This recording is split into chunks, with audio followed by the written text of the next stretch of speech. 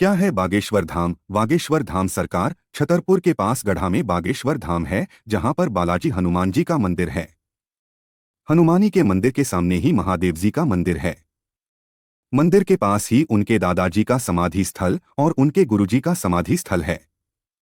यहां पर मंगलवार को अर्जी लगती है।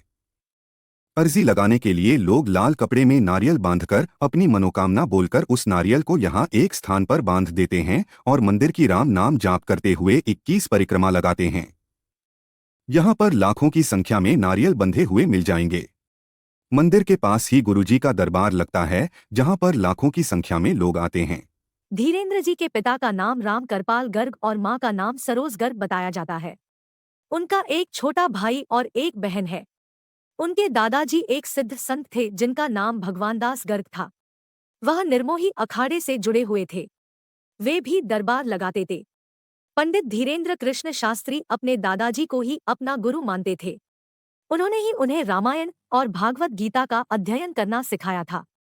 पंडित धीरेन्द्र कृष्ण शास्त्री ने बड़ी मुश्किल हालातों में 8वीं तक पढ़ाई अपने गांव में की। इसके बाद की पढ़ाई के लिए वे 5 किलोमीटर पैदल चलकर गंज में जाते थे। वहां से उन्होंने 12वीं तक की पढ़ाई की और फिर बाद में बीए प्राइवेट किया।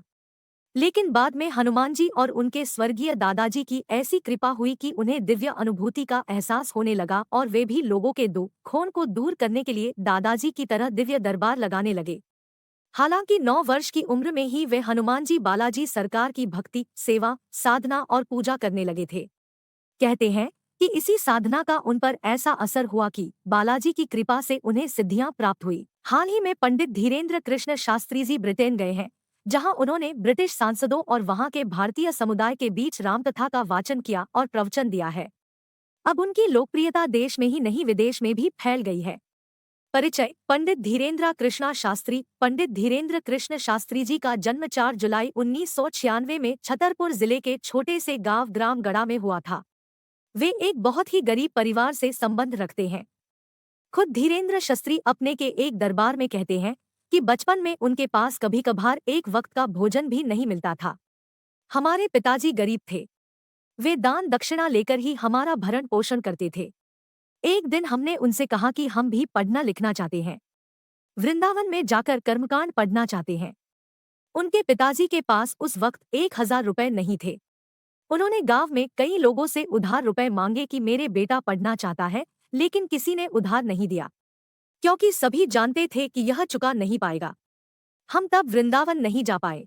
इस पर उनका कहना है कि लाखों लोगों का पर्चा बनाना संभव नहीं, इसीलिए अब हम खुद ही लोगों के पास जाकर उनके शहर में दरबार लगा लेते हैं ताकि लोगों को सुविधा हो।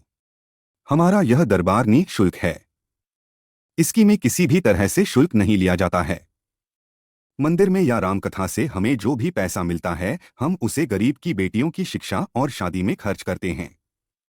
पंडित धीरेन्द्र कृष्ण शास्त्री जब धीरे धीरे लोकप्रिय होने लगे तो अब वे रामकथा भी कहने लगे हैं।